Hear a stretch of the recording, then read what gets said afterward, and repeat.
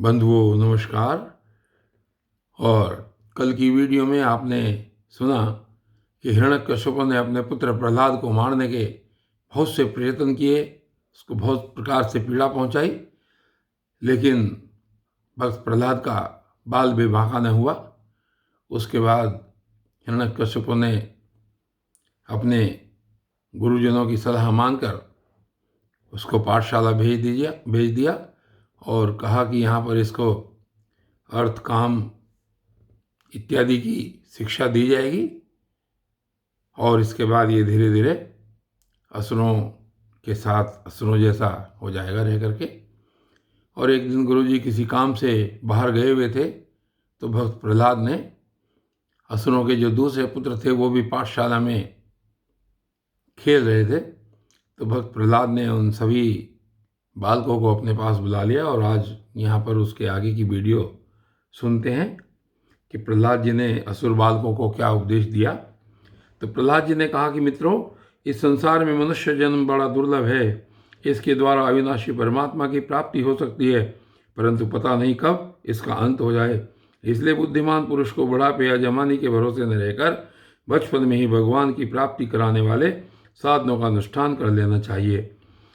इस मनुष्य जन्म में श्री भगवान के चरणों की सेवा शरण लेना ही जीवन की एक मात्र सफलता है, क्योंकि भगवान समस्त प्राणियों के स्वामी, सुहृद, प्रियतम और आत्मा हैं। भाइयों, इंद्रियों से जो सुख भोगा जाता है वह तो जीव चाहे जिस योनि में रहे प्रारब्ध के अनुसार सर्वत्र वैसे ही मिलता रहता है, जैसे बिना किसी प्रकार का प्रयत्न किए निवारण करने पर भी दुख मिलता है। इसलिए सांसारिक सुख के उद्देश्य से प्रयत्न करने की कोई आवश्यकता नहीं है, क्योंकि स्वयं मिलने वाली वस्तु के लिए परिश्रम करना आयु और शक्ति को व्यर्थ गंवाना है। जो इनमें उलझ जाते हैं उन्हें भगवान के परम कल्याण स्वरूप चरण कमलों की प्राप्ति नहीं होती। और आगे कहते हैं कि हमारे सिर पर अनेकों प्रकार के भय सवार रहते हैं, इसलिए यह शरीर जो भगवत प्राप्ति के लिए पर्याप्त है, जब तक रोग शोकादिग्रस्त होकर मृत्यु के मुख में नहीं चला जाता, तभी तक बुद्धिमान पुरुष को अपने कल्याण के लिए प्रयत्न कर लेना चाहिए। और आगे कहते हैं कि मनुष्य की पूरी आयु 100 वर्ष की है। जिन्होंने अपनी इंद्रियों को वश में नहीं कर लिया है, उनकी आयु का आधा हिस्सा तो यूं ही बीत जाता है, क्योंकि वे रात में घोर तमोगुण ज्ञान से ग्रस्त होकर सोते हैं। बचपन में उन्हें अपने हित अहित का ज्ञान नहीं रहता। कुछ बड़े होने पर कुमार अवस्था में वे खेल कूद में लग जाते हैं। इस प्रकार 20 वर्ष का तो पता ही नहीं चलता। जब बुढ़ापा शरीर को ग्रस्त लेता है, तब अंत के 20 वर्षों में कुछ करने धरने की शक्ति ही नहीं रह जाती। रह गई बीच की कुछ थोड़ी सी आयु, उसमें कभी न पूरी होने वाली बड़ी बड़ी कामनाएं हैं। बलात् पकड़ रखने वाला मोह है और घर द्वार की वह आसक्ति है, जिसमें जीव इतना उलझ जाता है कि उसे कुछ कर्तव्य अकर्तव्य का ज्ञान ही नहीं रहता। इस प्रकार बची कुची आयु भी हाथ से निकल जाती है।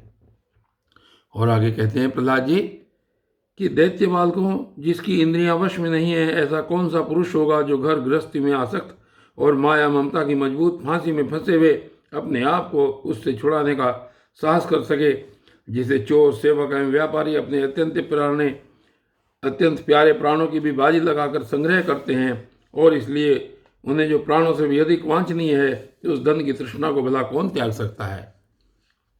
जो अपनी प्रियतमा पत्नी के एकांत सहवास, उसकी प्रेम भरी बातों और मीठी मीठी सलाह पर अपने को निछावर कर चुका है, भाई बंधु और मित्रों के स्नेह पाश में बंध चुका है और नन्हे नन्हे शिशुओं की तोतली बोली पर लुभा चुका है, भला वह उन्हें कैसे छोड़ सकता है।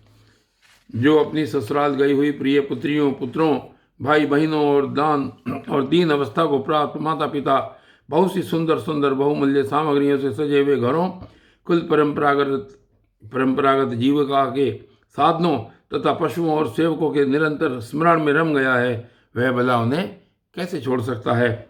जो जननेन्द्रिय और रसनेन्द्रिय के सुखों को ही सर्वस्व मान बैठा है, जिसकी भोग वासनाएं कभी तृप्त नहीं होती, जो लोभवश कर्म पर कर्म करता हुआ रेशम के कीड़े की तरह अपने को और भी कड़े बंधन में जकड़ता जा रहा है, और जिसके मोह की कोई सीमा नहीं है, वह उनसे किस प्रकार विरक्त हो सकता है और कैसे उनका त्याग कर सकता है। यह मेरा कुटुंब है, इस भाव से उसमें वह इतना रम जाता है कि उसी के पालन पोषण के लिए अपनी अमूल्य आयु को गंवा देता है, और उसे यह भी नहीं जान पड़ता कि मेरे जीवन का वास्तविक उद्देश्य नष्ट हो रहा है। भला इस प्रमाद की भी कोई सीमा है? यदि इन कामों में कुछ सुख मिले तो भी एक बात है, परंतु यहाँ तो जहाँ वह जाता है वहीं वहीं दैहिक, दैविक और भौतिक ताप उसके हृदय को जलाते ही रहते हैं। फिर भी वैराग्य का उदय नहीं होता। कितनी विडंबना है। कुटुंब की ममता के फेर में पड़कर वह इतना सावधान हो जाता है कि उसका मन धन के चिंतन में सदा इतना लवलीन रहता है कि वह दूसरे का धन चुराने के लौकिक पारलौकिक दोषों को जानता हुआ भी कामनाओं को वश में न कर सकने के कारण इंद्रियों के भोग की लालसा से चोरी तक कर बैठता है। भाइयों, जो इस प्रकार अपने कुटुंबियों के पेट पालने में लगा रहता है, कभी भगवत भजन नहीं करता, वह विद्वान हो तो भी उसे परमात्मा की प्राप्ति नहीं हो सकती, क्योंकि अपने पराये का भेदभाव रहने के कारण उसे भी अज्ञानियों के समान ही तमह प्रदान गति प्राप्त होती है। जो कामिनियों के मनोरंजन का सामान उनका क्रीड़ा मृग बन रहा है, और जिसने अपने पैरों में संतान की बेड़ी जकड़ ली है, वह बेचारा गरीब चाहे कोई भी हो, कहीं भी हो, किसी भी प्रकार से अपना उद्धार नहीं कर सकता। इसलिए भाइयों, तुम लोग विषयाशक्त दैत्यों का संग दूर से ही छोड़ दो और आदिदेव भगवान नारायण की शरण ग्रहण करो, क्योंकि जिन्होंने संसार की आसक्ति छोड़ दी है, उन महात्माओं के वे ही परम प्रियतम और परम गति हैं। मित्रों, भगवान को प्रसन्न करने के लिए कोई बहुत परिश्रम या प्रयत्न नहीं करना पड़ता, क्योंकि वे समस्त प्राणियों के आत्मा हैं और सर्वत्र सबकी सत्ता के रूप में स्वयं सिद्ध वस्तु हैं। ब्रह्मा से लेकर तिनके तक छोटे बड़े समस्त प्राणियों में पंचभूतों से बनी हुई वस्तुओं में, पंचभूतों में, सूक्ष्म तन्मात्राओं में, महत्त्व में, तीनों गुणों में और गुणों की साम्य अवस्था प्रकृति में एक ही अविनाशी परमात्मा विराजमान है। वे ही समस्त सौंदर्य, माधुर्य और ऐश्वर्यों की खान हैं। वे ही अंतर्यामी दृष्टा के रूप में हैं और वे ही दृश्य जगत के रूप में भी हैं। सर्वथा अनिर्वचनीय तथा विकल्प रहित होने पर भी दृष्टा और दृश्य, व्याप्य और व्यापक के रूप में उनका निर्वचन किया जाता है। वस्तुतः उनमें एक भी विकल्प नहीं है। वे केवल अनुभव स्वरूप, आनंद स्वरूप एकमात्र परमेश्वर ही हैं। गुणमयी सृष्टि करने वाली माया के द्वारा ही उनका ऐश्वर्य छिप रहा है। इसके निवृत्त होते ही इसके दर्शन हो जाते हैं, उनके दर्शन हो जाते हैं। इसलिए तुम लोग अपने दैत्यपने का, आसुरी संपत्ति का त्याग करके समस्त प्राणियों पर दया करो, प्रेम से उनकी भलाई करो। इसी से भगवान प्रसन्न होते हैं। आदि नारायण अनंत भगवान के प्रसन्न हो जाने पर ऐसी कौन सी वस्तु है जो नहीं मिल जाती? लोक और परलोक के लिए जिन धर्म, अर्थ आदि की आवश्यकता बतलाई गई है, वे तो गुणों के परिणाम से बिना प्रयास के स्वयं ही मिलने वाले हैं।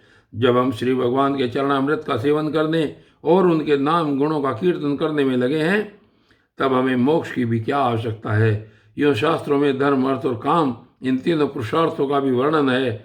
आत्मविद्या, कर्मकांड, न्याय यानी कि तर्कशास्त्र, दंड नीति और जीविका के विविध साधन, ये सभी वेदों के प्रतिपाद्य विषय हैं। परंतु ये अपने परम हितैषी परम पुरुष भगवान श्री हरि को आत्मसमर्पण करने में सहायक हैं। तभी मैं इन्हें सत्य यानी कि सार्थक मानता हूँ, अन्यथा ये सब के सब निरर्थक हैं। यह निर्मल ज्ञान जो मैंने तुम लोगों को बतलाया है बड़ा ही दुर्लभ है। इसे पहले नर नारायण ने नारद जी को उपदेश किया था, और यह ज्ञान उन सब लोगों को प्राप्त हो सकता है जिन्होंने भगवान के अनन्य प्रेमी एवं अकिंचन भक्तों के चरण कमलों की धूलि से अपने शरीर को नहला लिया है। यह विज्ञान सहित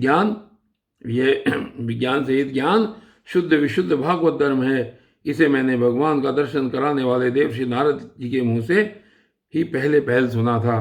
प्रहलाद जी के सहपाठियों ने पूछा, प्रहलाद जी, इन दोनों गुरुपुत्रों को छोड़कर और किसी गुरु को तो न तुम जानते और न हम, यही हम सब बालकों के शासक हैं।